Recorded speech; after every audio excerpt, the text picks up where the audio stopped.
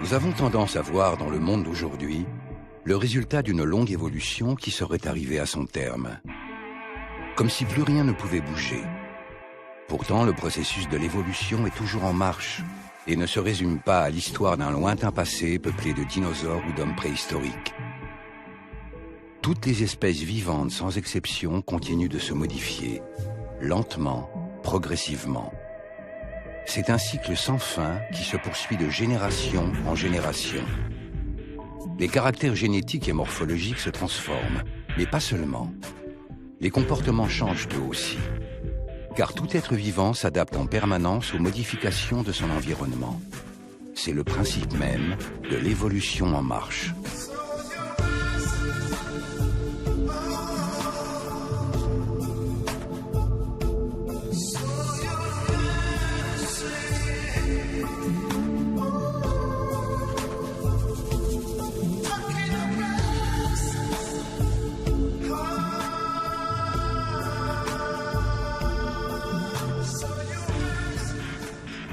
Je m'appelle Jean-François Barthaud. Amoureux de la nature depuis mon plus jeune âge, j'ai toujours tenté d'en comprendre les secrets. Passionné d'image, je suis tout naturellement devenu cinéaste animalier. Ce métier de globe-trotteur qui me conduit dans les endroits les plus reculés et sauvages de la planète me permet de partager mes aventures et mes découvertes. Cette fois, je pars en Arabie Saoudite, près de la ville de Taïf, située à 70 km de la Mecque. Le but de ce voyage, tenter de comprendre des interactions étonnantes dont j'avais été le témoin il y a une dizaine d'années entre des babouins et des chiens qui vivent à l'état sauvage. Normalement, les babouins devraient se tenir éloignés de ces meutes de chiens qui sont de redoutables prédateurs. Pourtant, aux abords de la ville de Taïf, j'avais observé une chose étonnante. Des babouins et des chiens sauvages vivaient ensemble. Un rapprochement que je n'avais jamais observé ailleurs. Quels intérêts communs pouvaient avoir conduit chiens et babouins à briser leur relation de prédateur-proie? Comment une société aussi inattendue avait-elle pu émerger? Pour tenter de le comprendre, avant mon départ, j'ai demandé à Dominique Lestel, philosophe et éthologue à l'École normale supérieure de Paris, spécialiste de l'intelligence animale, de m'aider dans ma démarche. Nous avons convenu de rendez-vous réguliers par Internet.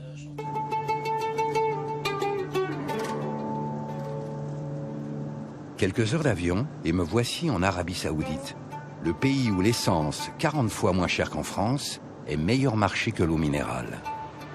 C'est tant mieux, car la seule voiture de location que j'ai pu trouver est sûrement très gourmande. Salam alaikum. Le plat?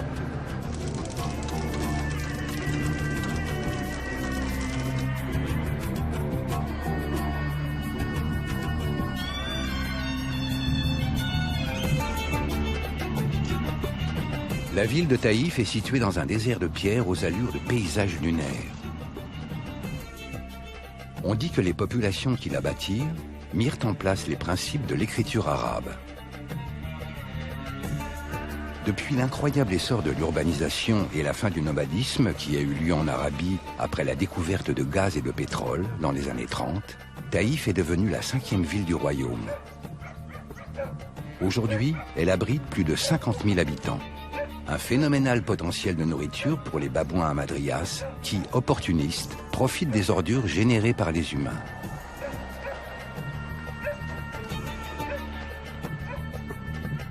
Avec la certitude de se nourrir tous les jours et à moindre effort, ils sont des milliers à s'être installés autour de la ville en moins d'une cinquantaine d'années.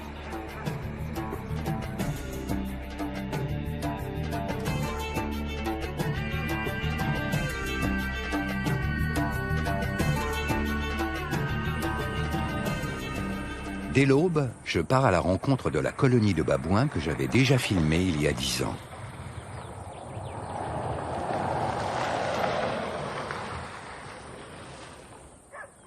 Les babouins sont bien là.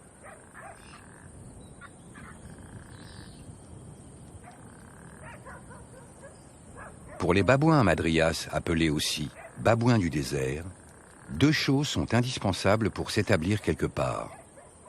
avoir de l'eau et disposer d'un rocher dortoir à proximité pour se protéger des prédateurs tels que loups, hyènes, léopards et chiens sauvages. Ce groupe d'une taille exceptionnelle a choisi un terrain idéal. Une falaise d'une centaine de mètres de hauteur à l'aplomb d'une retenue d'eau.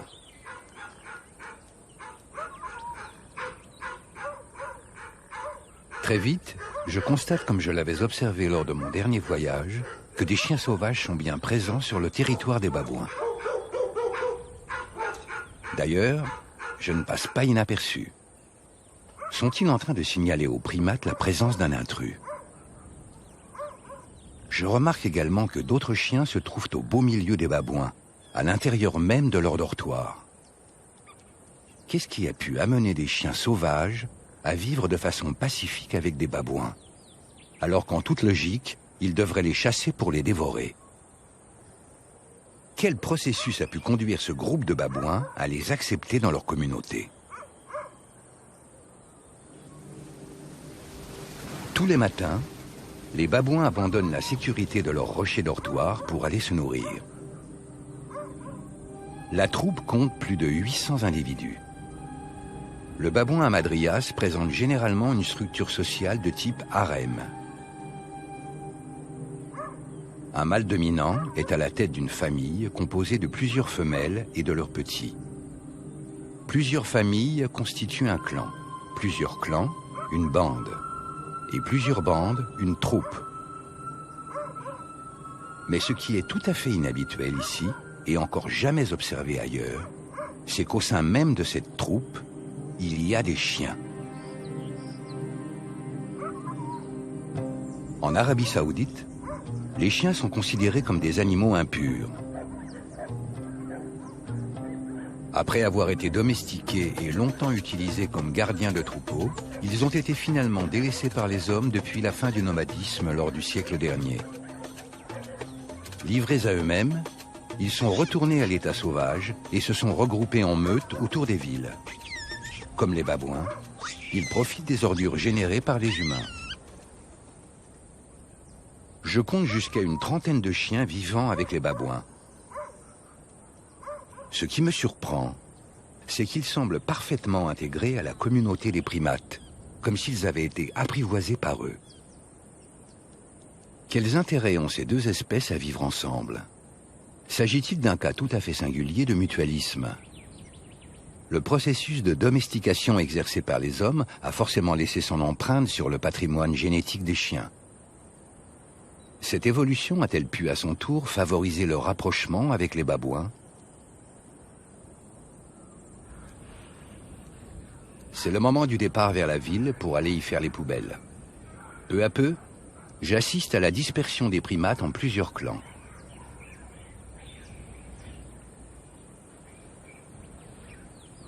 Je remarque que seulement 3 ou 4 chiens les accompagnent.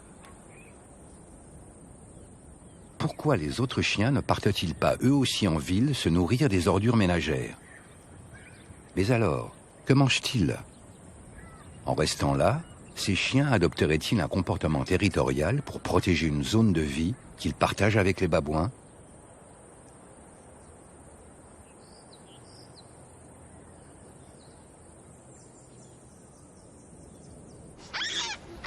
Cette autoroute n'est pas un problème pour les babouins et les chiens. Elle n'est pas encore ouverte à la circulation.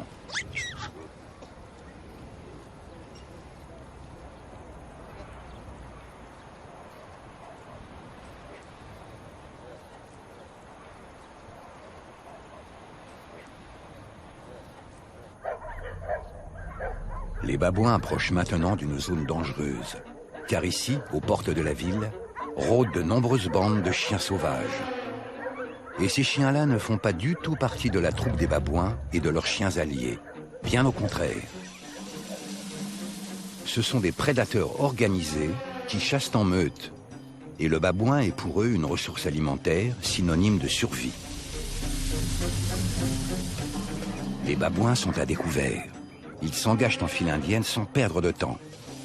Et ils ont raison, car une bande de chiens ennemis déclenche une attaque. Un des assaillants est immédiatement pris à partie et repoussé par 3 chiens qui escortent les babouins. Mais le nombre de défenseurs ne semble pas suffisant. Et au moins 2 babouins sont victimes des chiens sauvages. Je suis impressionné par ce que je viens de filmer. Des chiens qui attaquent d'autres chiens pour défendre des babouins.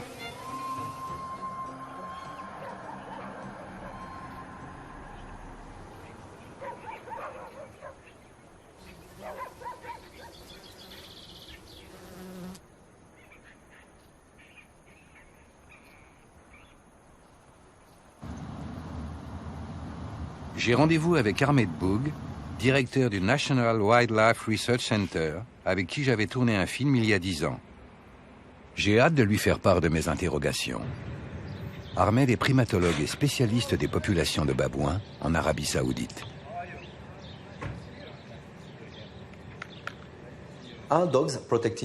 Est-ce que les chiens protègent le territoire des babouins?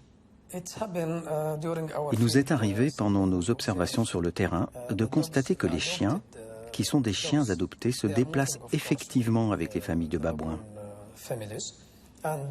Et si jamais des chiens sauvages attaquent les babouins au moment où ils traversent des zones exposées, alors les chiens adoptés prennent la défense des babouins en attaquant à leur tour les chiens sauvages.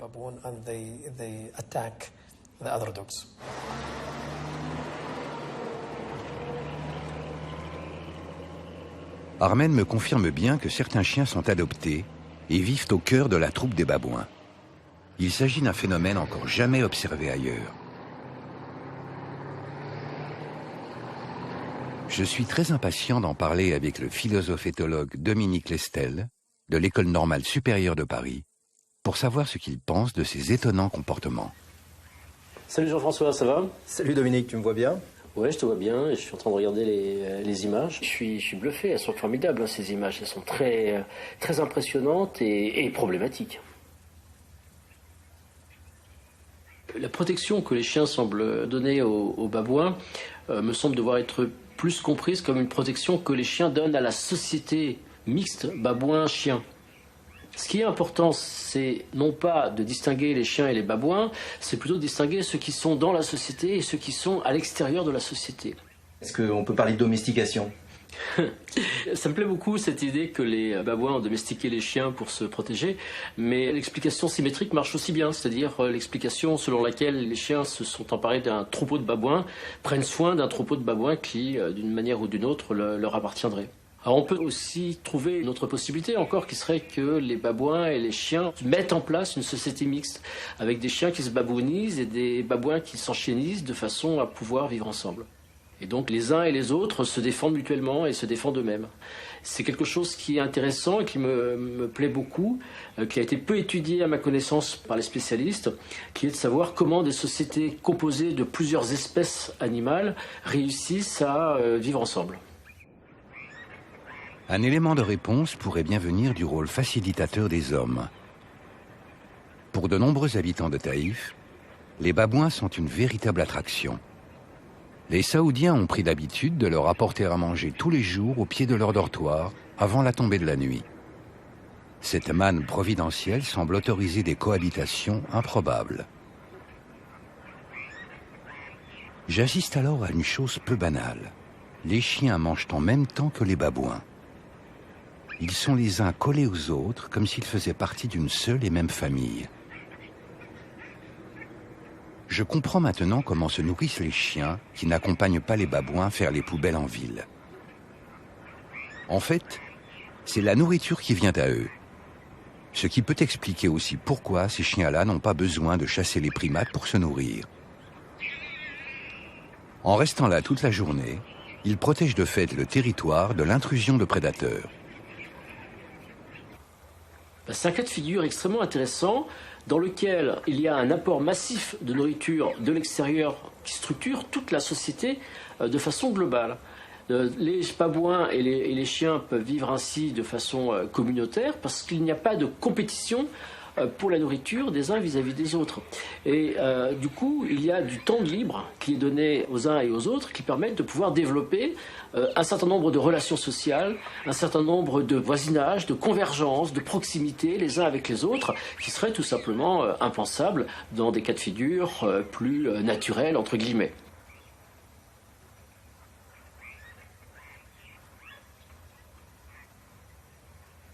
On peut considérer qu'il y a 3 statuts qui sont bien distincts dans cette société. Il y a ceux qui donnent à manger, il y a ceux qui mangent avec et ceux qui sont mangés.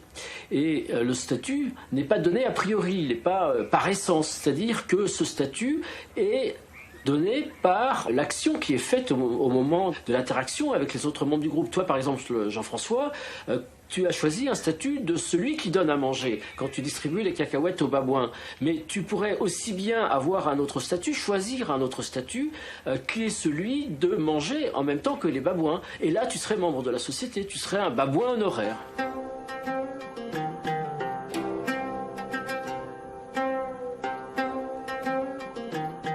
Dans cette société d'abondance, il y a encore plus surprenant.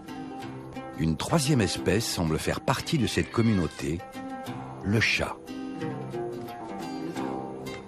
En Arabie Saoudite, comme les chiens, les chats vivent à l'état sauvage car la religion interdit de laisser pénétrer l'un ou l'autre dans sa maison. Les chats, proie potentielle pour les chiens, semblent aussi bien fragiles face aux babouins. Pourtant, ce que j'observe me donne l'impression que ces chats, tout comme les chiens, sont parfaitement intégrés à la société des babouins. J'aurai donc en face de moi une société mixte constituée de 3 espèces qui n'ont rien à faire ensemble. Une situation extrêmement rare dans le monde animal, rendue possible par une 4e espèce, l'homme.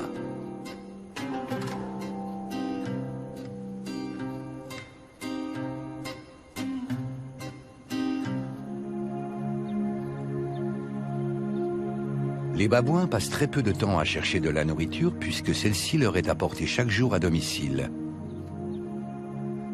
Ils disposent donc de beaucoup de temps libre. Baignés dans le confort de leur mode de vie et protégés des prédateurs par leurs chiens adoptés, les babouins peuvent se détendre et se laisser aller à l'un de leurs passe-temps préférés, le toilettage. Une activité essentielle pour maintenir l'harmonie dans la famille. Cela permet d'éliminer les parasites, mais surtout de montrer l'attention que l'on porte à l'autre. C'est l'équivalent de la conversation chez nous. L'expression du lien social par excellence. C'est par ces actes que s'entretiennent amitié et complicité. Comportement tout à fait singulier, les chiens et les chats reçoivent aussi de la part des babouins ces attentions très familiales, signe de leur totale intégration au sein du clan.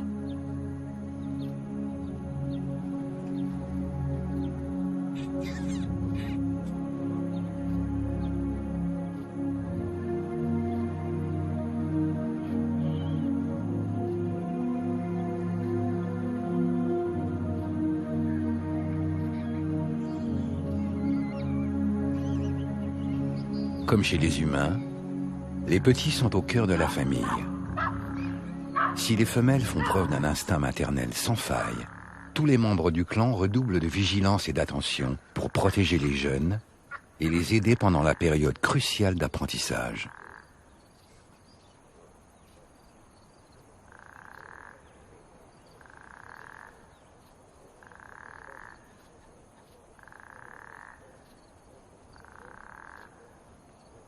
Les bébés babouins sont des proies faciles pour les chiens ennemis.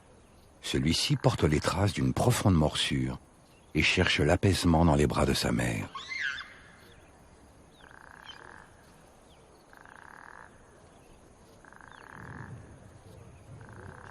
Chez les babouins hamadryas, il existe une codification précise des gestes et des attitudes dans l'établissement des rapports sociaux. On se dit bonjour en montrant son postérieur ou ses organes génitaux. On se touche ou on simule l'acte de reproduction. Ce sont des signes de politesse d'acceptation, de respect et de tolérance mutuelle. Ce qui est très étonnant ici, c'est que chiens et chats bénéficient des mêmes échanges que les membres du clan. Ils semblent si intégrés à cette troupe de babouins et leur société que je me demande s'ils n'en apprennent pas les codes les plus subtils. Les jeunes mâles hamadryas sont rejetés de leur famille dès qu'ils deviennent adultes, vers l'âge de 3 ans. Pour fonder un harem et devenir mâle dominant à leur tour, il y a 2 solutions. Ils vont devoir soit séduire, soit kidnapper une femelle. C'est une opération dangereuse, avec les mâles sans cesse prêts à défendre leur précieux harem. Le rapt, souvent violent et très rapide, fait partie de la culture des babouins hamadryas.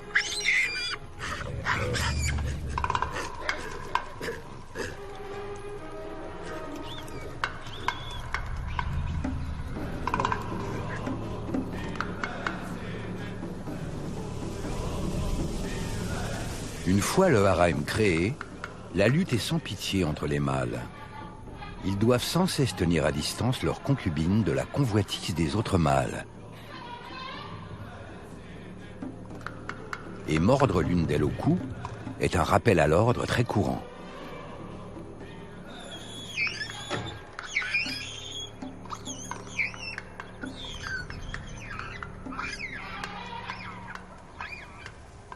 Régner, c'est bien, mais plus le harem devient important, plus il devient difficile pour le chef de famille d'y garder ses femelles. C'est alors qu'entre en jeu la politique des alliances. Un mâle dominant peut ainsi capturer un autre mâle pour s'en faire un allié fidèle qui l'aidera à défendre le harem. En échange, ce dernier profitera de privilèges. Et si un jour le chef de famille vient à disparaître, alors il prendra sa place.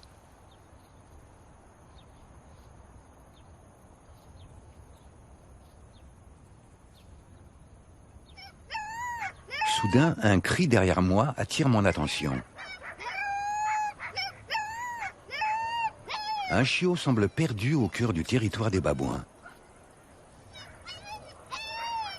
Enfin, il aperçoit sa mère. Mais la chienne refuse visiblement de l'allaiter. On dirait même qu'elle profite du terrain escarpé pour s'éloigner et l'abandonner au milieu des babouins.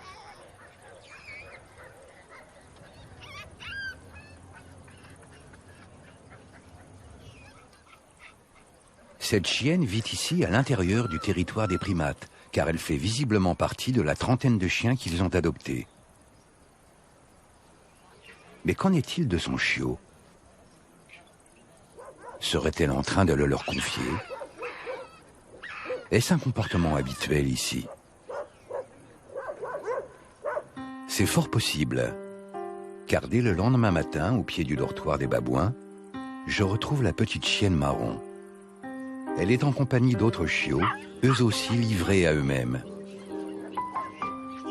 On dirait qu'ici, les petits chiens de différentes portées se rassemblent et s'accommodent du manque de présence maternelle.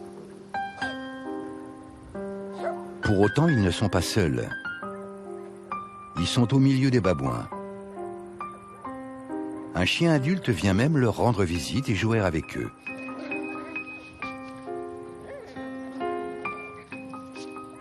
J'ai l'impression que ces chiens ont un comportement très semblable à celui de leurs ancêtres les loups. Comme eux, ils rassemblent leurs petits dans des zones bien définies en les confiant à la surveillance de jeunes adultes. Les babouins, toujours présents autour des chiots, joueraient-ils à leur tour un rôle dans leur surveillance et leur éducation ?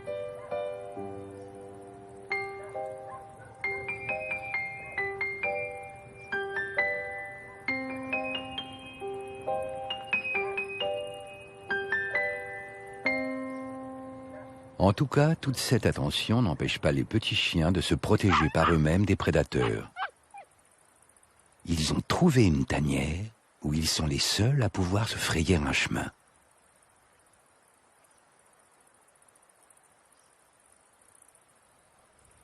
Tout Tout est calme lorsque soudain j'assiste à un comportement spectaculaire.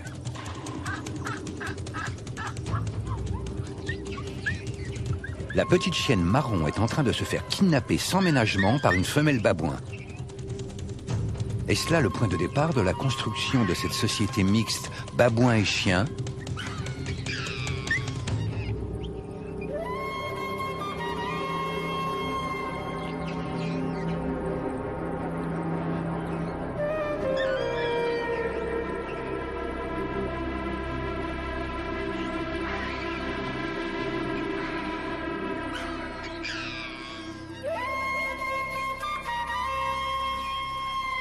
Une explication possible de ce rapt pourrait bien se trouver dans l'organisation même de la société des babouins à Madrias. Selon les primatologues, la structure close en harem pourrait être responsable d'une frustration chez les jeunes femelles n'ayant pas encore de petits. Le rapt d'un chiot compenserait alors ce manque.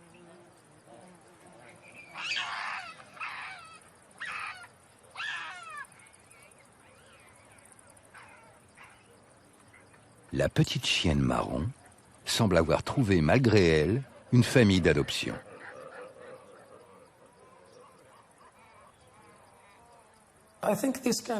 Je pense que ce comportement de kidnapping n'est visible que parmi les groupes commensaux, ici nourris par les hommes. Et ces animaux sont incroyablement nombreux. Et tout cela, c'est uniquement parce que des gens les alimentent tous les jours. Certains déposent même de la nourriture au pied des dortoirs.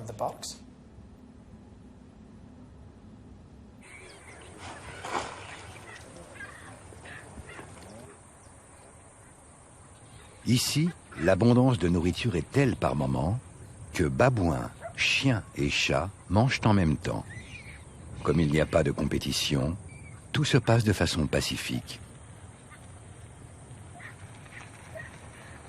Mais dès que la quantité de nourriture apportée par les hommes commence à s'épuiser, la loi du plus fort reprend aussitôt le dessus. Certains plus malins anticipent et s'éloignent discrètement en prenant soin toutefois d'emmener avec eux quelques provisions.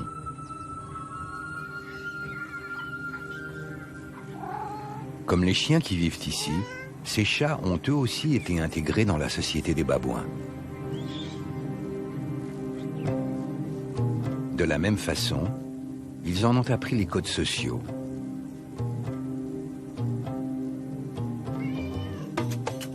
Mais les chats semblent avoir établi des rapports de confiance avec les babouins, qui vont encore plus loin.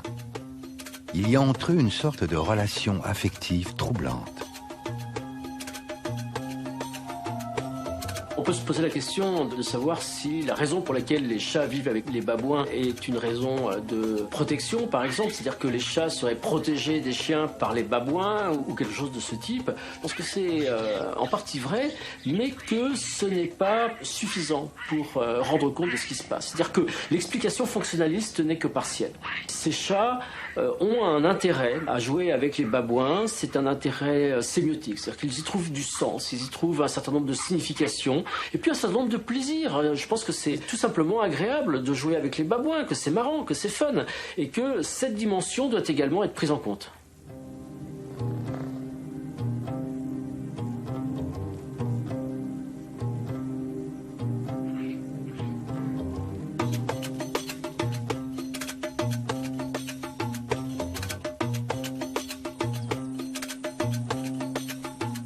Tous les soirs, les babouins prennent la direction de leur dortoir, accompagnés des chiens et des chats adoptés.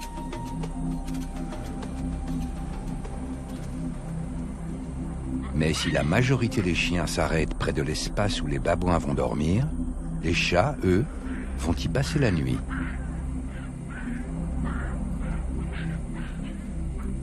Comme pour les babouins, la falaise leur offre une protection contre les prédateurs.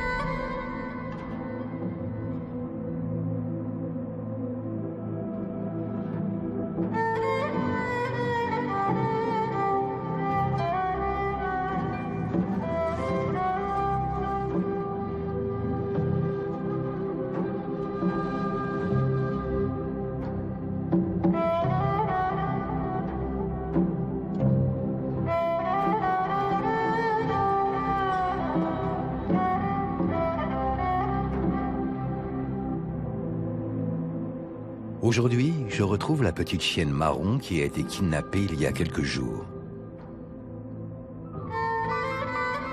Elle est au milieu d'une famille de babouins.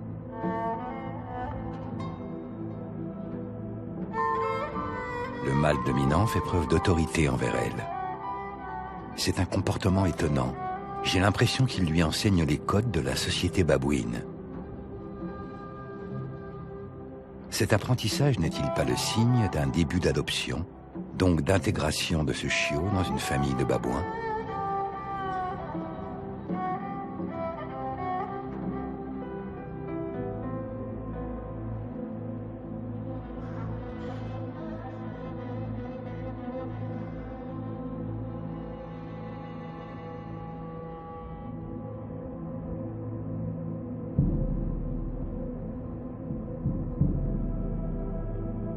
On peut se demander s'il n'y a pas une stratégie d'accommodement du chien à la société de babouins par les babouins, c'est-à-dire que si ce kidnapping ne peut pas être mobilisé également pour babouiniser le chien et en faire par la suite un protecteur, pas nécessairement un protecteur des babouins, mais au moins un protecteur de la société mixte babouin-chien.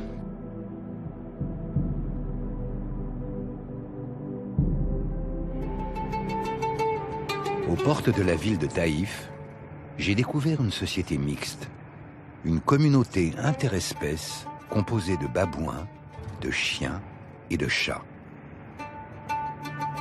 Est-ce là un cas unique en Arabie Saoudite? Ahmed Boug m'assure que non.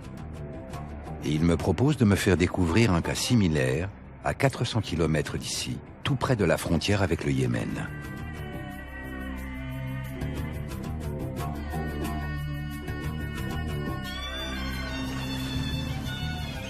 Les conditions climatiques à An-Namas n'ont rien à voir avec celles de Taïf. Nous sommes en montagne, et même sous cette latitude, il fait froid.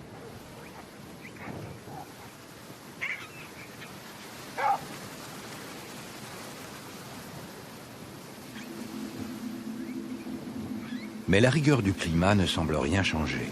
À peine arrivé, je constate qu'ici aussi, aux portes de la ville, babouins, chiens et chats cohabitent et se nourrissent ensemble.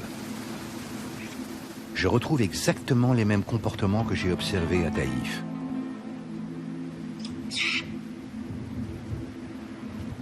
Cette situation semble confirmer que ce sont bien les humains qui, en nourrissant ces animaux, sont les initiateurs de ce rapprochement entre les trois espèces. Pourtant ici, à An-Namas, la situation pour les babouins est très différente de celle de Taïf. Nous sommes dans une ville de villégiature, et actuellement, c'est la saison morte. Si pendant les périodes de vacances, les babouins sont très bien nourris par une foule de touristes, qu'en est-il le reste de l'année dans une ville pratiquement déserte? De quoi se nourrissent-ils? Le genévrier est pour les babouins l'une de leurs ressources principales. Ils mangent les graines, les fleurs, les feuilles et également l'écorce de l'arbre.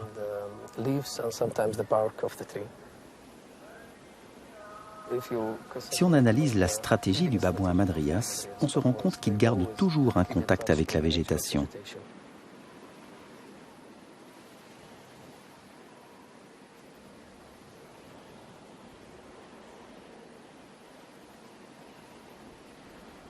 La situation de cette ville de villégiature montre qu'un pourcentage même minime de nourriture apportée par les humains suffit à contaminer la société des babouins et à l'ouvrir à une perspective plurispécifique dans laquelle des individus d'espèces différentes peuvent vivre plus ou moins harmonieusement à l'intérieur du groupe.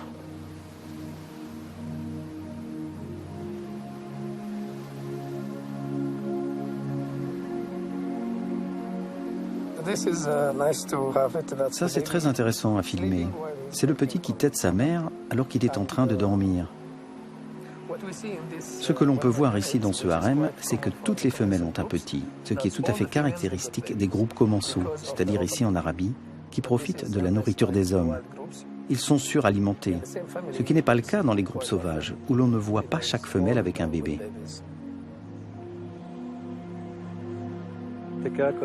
Mais fais attention parce que la caméra est en train de tourner.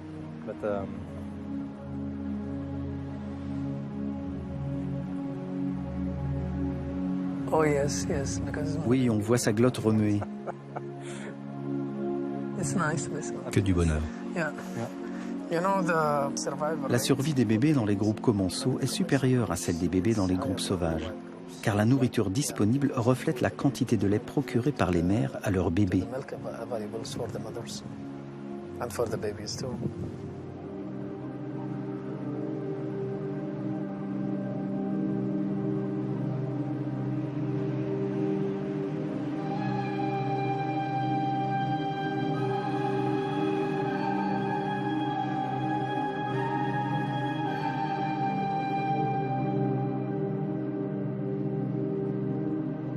Ahmed Boug me confirme qu'en Arabie Saoudite, les chiens appartiennent pour la plupart à la race des Canaan Dogs.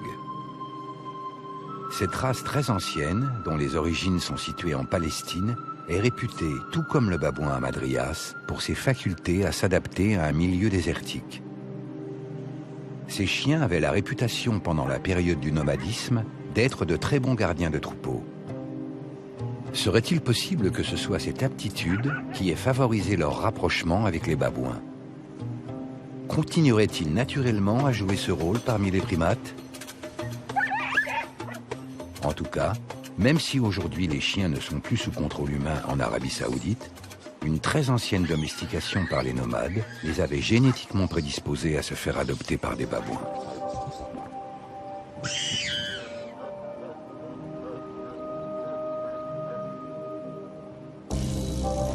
Un mâle adulte vient de se saisir d'un très jeune babouin. Suis-je en train d'assister à un rapt?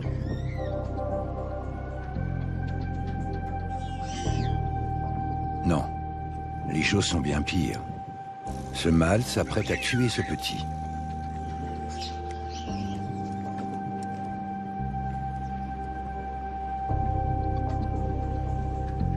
The infanticides, it exists L'infanticide peut survenir par exemple quand le pacha a disparu à cause d'un accident, des blessures sévères ou quelque chose comme ça. Alors, un autre mâle dominant du clan ou de la bande va vouloir s'approprier cette femelle. Et si elle a déjà un petit, il va le tuer pour rendre la femelle réceptive rapidement à la procréation. Il sera ainsi certain de créer sa propre descendance.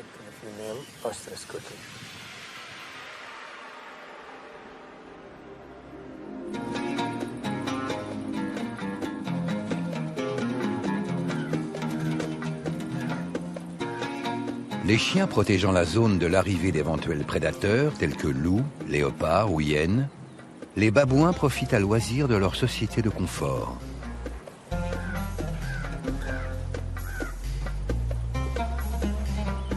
Petits et grands s'en donnent à cœur joie dans le parc de jeux déserté une bonne partie de l'année par les enfants.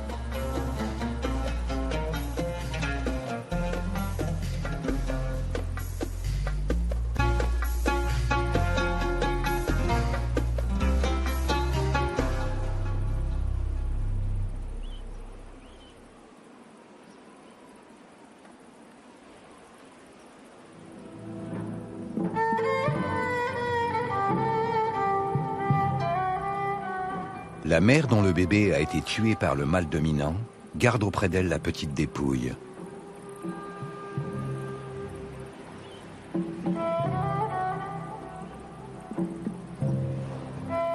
L'attachement des femelles pour leur bébé est tel qu'elles sont capables de continuer à les emmener partout avec elles, plusieurs semaines après leur mort. La perte d'un petit est une énorme frustration pour la mère. Serait-ce là une autre explication possible des rapts de chiots dans la société des babouins?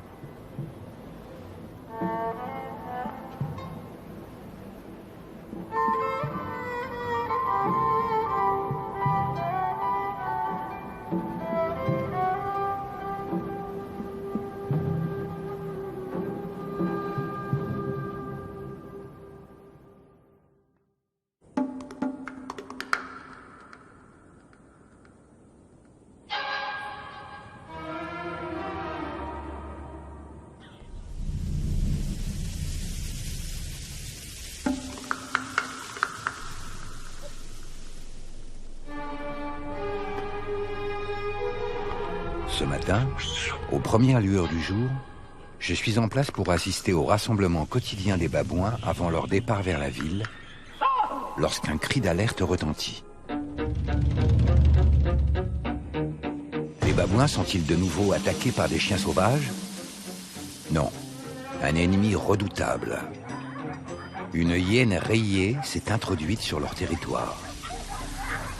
Les babouins et les chiens font face, tous ensemble. Mais je remarque très vite que lorsque le nombre de chiens est suffisant pour repousser la hyène, les babouins restent alors en retrait.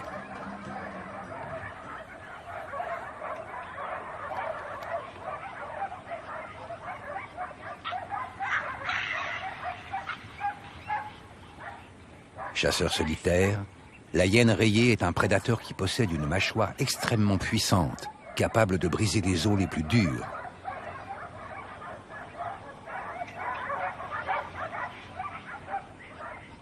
Cette action commune montre bien que babouins et chiens appartiennent à une même société et qu'ils défendent ensemble un même territoire.